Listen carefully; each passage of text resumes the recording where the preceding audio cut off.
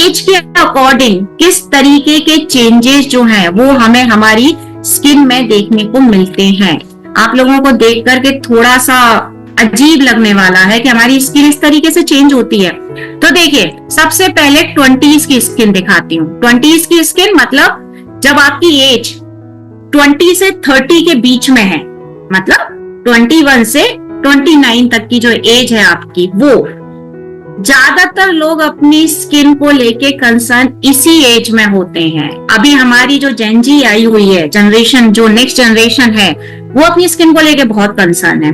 जबकि अगर मैं एक बात बताऊं, 20s में आपको अपनी स्किन को लेके इतना भी कंसर्न होने की जरूरत नहीं है, क्योंकि आपकी स्किन फ्रेश होती है, एक फ्रेश फ्रूट की तरह होती है, उस पर ज्यादा एक्सपेरिमेंट्स नहीं करने चाहिए। 20s के बाद हम आगे बढ़ते हैं, 30s की तरफ चलते हैं। यानी अब हम 30 का आंकड़ा पार कर चुके हैं, हम 30 से 40 के बीच में हैं। It's between 30 to 40। 30 से 40 की एज है हमारी, और हम में से ज्यादातर लोगों की आई गेस वही एज होनी चाहिए। तो जो 30 से 40 की एज है ना, स्किन में प्रॉब्लम होना स्टार्ट हो जाती है। हल्की हल्की फाइन लाइंस दिखाई देने लग जाती हैं, हल्का सा पिगमेंटेशन दिखाई देने लग जाता है। एक्चुअली स्किन को जो रिक्वायरमेंट है, वो रिक्वायरमेंट आने का टाइम आपकी स्किन में 30 से 40 के बीच का ही है। आपको भी फर्क दिखाई दे रहा होगा, स्क्रीन की तरफ गौर करते जाइए। फिर चलते हैं हम 40s की तरफ। अब जब हम 40s में कदम रख दिया, एक बार हमने 40 का आंकड़ा क्रॉस कर दिया, तो इस बिटवीन 40 to 50, 40 से 50 के बीच की उम्र, इसमें हमारी जितनी भी प्रॉब्लम है ना, वो उभर के सामने आ जाती है स्किन की। हमारी स्किन लूज हो जाती है, मतलब जो हमारी 20s में दिखाई दे रही है, 40s में देखिए कितना फर्क है। लूज हो जाती है, ढीली पड़ जाती है, सैगी स्किन हो जाती है।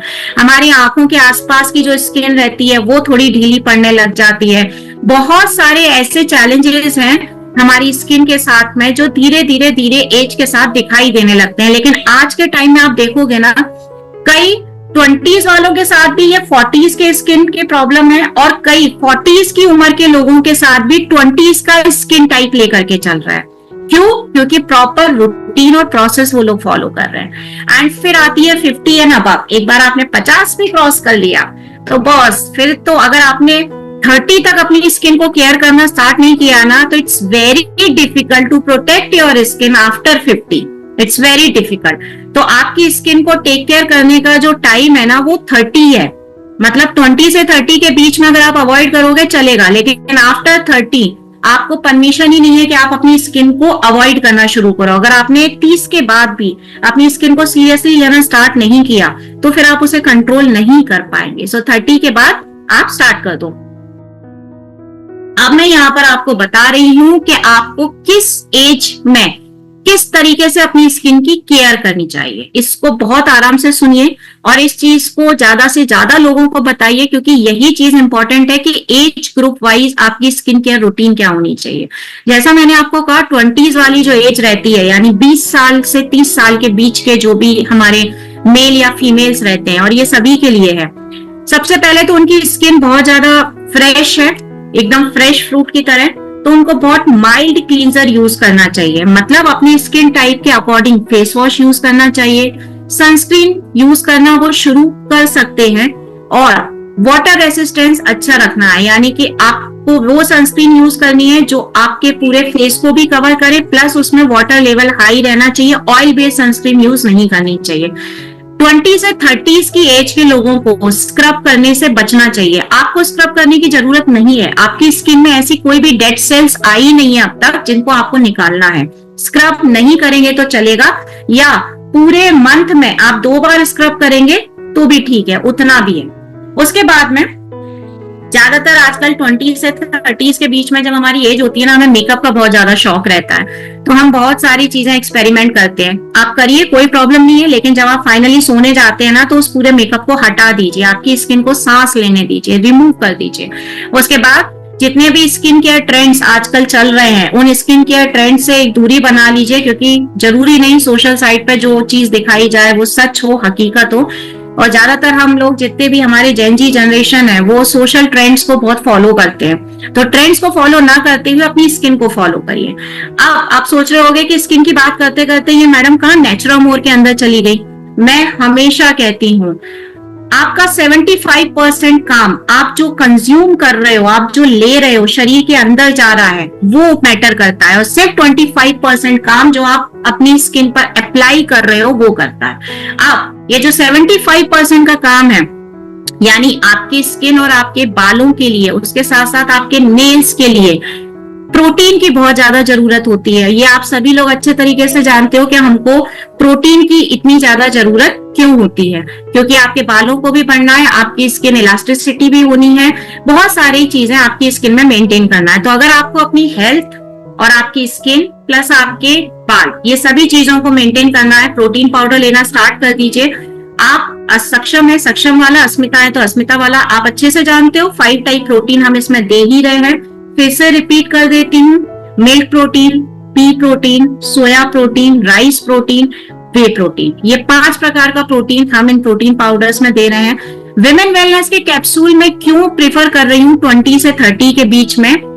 वैसे ऐसा कोई एज ग्रुप नहीं है कि मतलब यही लोग ले सकते हैं, लेकिन उनके लिए ये अच्छा रहेगा। क्यों रहेगा? क्योंकि 20 से 30 के बीच में अगर हम एक फीमेल की लाइफ साइकिल देखें ना, तो बहुत सारे चेंजेस होते हैं, जैसे पीसीओडी, पीसीओएस, प्रेगनेंसी, इतने हार्मोनल चेंजेस रहते हैं ना इस एज में, और उसका सीधा सीधा असर हमारी स्किन पर दिखाई देता है।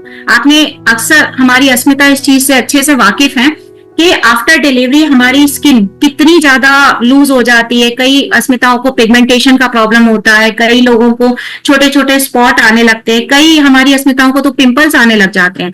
तो इस टाइप का जो प्रॉब्लम है ना, इनको हटाने का काम विमेन वेलनेस के कैप्सूल ही करने वाले हैं, क्योंकि शतावरी है, चेस्ट्री है, एलोवेरा है, जो आपकी स्किन को अंदर से रिपेयर करने का काम करेगी, इन प्रॉब्लम्स को दूर करेगी। फिर मैं यहाँ पे आपको जिंजर और क्यूमिन का एक ग्रीन टी भी सजेस्ट करूंगी, जो आपके डाइजेस्टिव सिस्टम यानी आपके डाइजेशन को प्रॉपर रखेगा।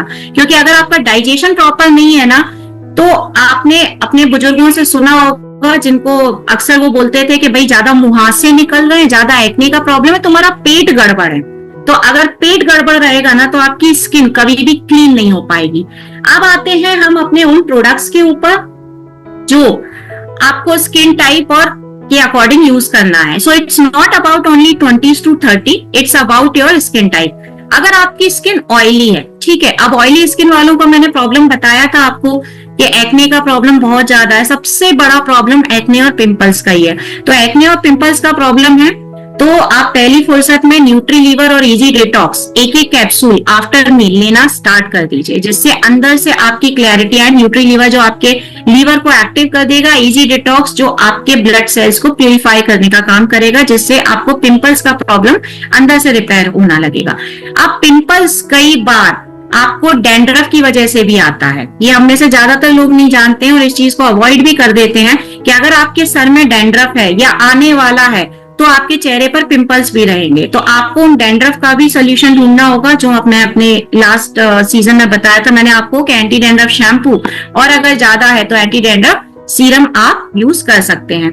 लेकिन आप बोलोगे कि एक्ने है मैम, तो प्रॉपर एक्ने के लिए कुछ बताइए। तो एंटी एक्ने जेल उसी का निवारण है। रात में सोते वक्त आपको एंटी एक्ने जेल ड्रॉप जहां जहां पर भी आपको एक्ने का प्रॉब्लम है, वहां पर आप एंटी एक्ने जेल इजीली लगा सकते हो। नेक्स्ट डे आपको एंटी पोल्यूशन फेस वॉश से सिंपल जैसे फेस वॉश करते हैं वो करना है। बट इन केस आपकी स्किन ड्राई है, ओके, अगर आपकी स्किन ड्राई है, अब आपकी स्किन ड्राई है तो बहुत पैची स्किन रहती है, फ्लेकी स्किन होती है, टाइट हो जाती है, तो यहाँ पर मैं आपको रिकमेंड करना चाहूंगी cleansing form, hydra boost cleansing form का फेस वॉश, जो ड्राई स्किन के लिए बहुत सूटेबल है, क्योंकि इसके अंदर एक्वापोरिन हमने बहुत अच्छी तरह मिलाया हुआ है। एक्वापोरिन की वजह से प्रॉपर हाइड्रेशन आपको आने वाला है। उसके बाद में डे क्रीम है हमारे पास में, जिसमें पार्सले और प्रो विटामिन B5, जो आपके किसी भी टाइप की स्किन होगी कोई एलर्जी नहीं होने वाली है।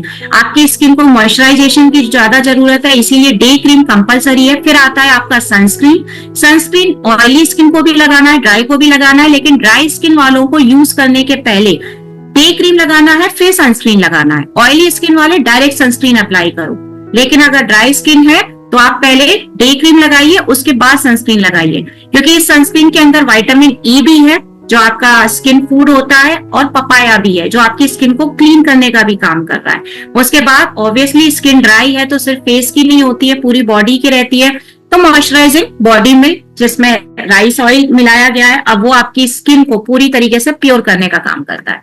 तो चलो, ये मैंने 20 से 30 के बीच का एक रूटीन आपको बताया।